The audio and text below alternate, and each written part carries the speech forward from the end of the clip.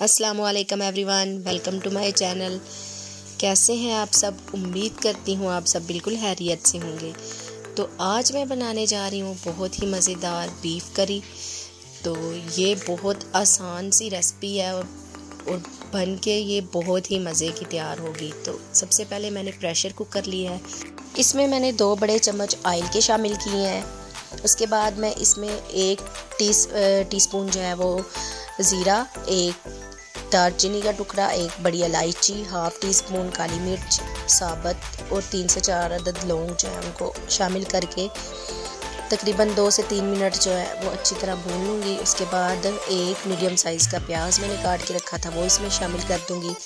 प्याज को हमने ज़्यादा ब्राउन जो है वो नहीं करना, बस थोड़ा सा इसका कलर जो है चेंज करना है। थोड़ा प्याज नरम हो जाए तो उसका ये देखें जिस तरह ये हो गया है। तो अब मैंने इसमें बीफ शामिल कर दिया है।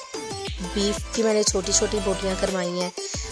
तो इसको शामिल करने के बाद इसको मैं अच्छी तरह से इसमें मिक्स करूँगी। तो ये देखिए जब इसका इस तरह से कलर चेंज हो जाए तो इसमें 1 मैंने मीडियम साइज़ का टमाटर डाला है। उसके बाद 1 टेबलस्पून भर के अदरक लहसुन का पेस्ट जो है वो मैंने शामिल किया है। उसके बाद अब इसको तकरीबन 2 से 3 मिनट में मज़ीद इसमें भूनूंगी। मैं इसमें 1 टेबलस्पून नमक, 1 टीस्पून लाल मिर्च पाउडर, 1 टीस्पून काली मिर्च का पाउडर, 1 टीस्पून खुश्क धनिया पाउडर, 1 टीस्पून कुटी हुई लाल मिर्च जो है वो शामिल करके इसको अच्छी तरह से मिक्स कर लूँगी। तो तकरीबन 2 से 3 मिनट इसको मज़ीद भूनने के बाद अब मैं इसमें थोड़ा सा पानी शामिल करूँगी। पानी शामिल करने के बाद इस प्रेशर कुकर को बंद कर देना है और 10 से 15 मिनट हमने इसको ऐसे ही रखना है ताकि बीफ जो है ना वो अच्छी तरह से गल जाए। 10 से 15 मिनट के बाद बीफ जो है वो अच्छी तरह से गल जाएगा। तो ये देखें बीफ गल चुका है। अब जो बाकी इसमें पानी बचा है वो उसको भी मैं खुश्क कर लूँगी। तो अब मैं इसमें दही शामिल करूँगी। दही से भी इसका टेस्ट बहुत अच्छा बन के आएगा। तो अब मैंने तकरीबन 3 से 4 टेबलस्पून जो है इसमें दही शामिल किया है। तो दही शामिल करने के बाद दही जो पानी छोड़ेगा उसको भी हमने अच्छी तरह से खुश्क करना है।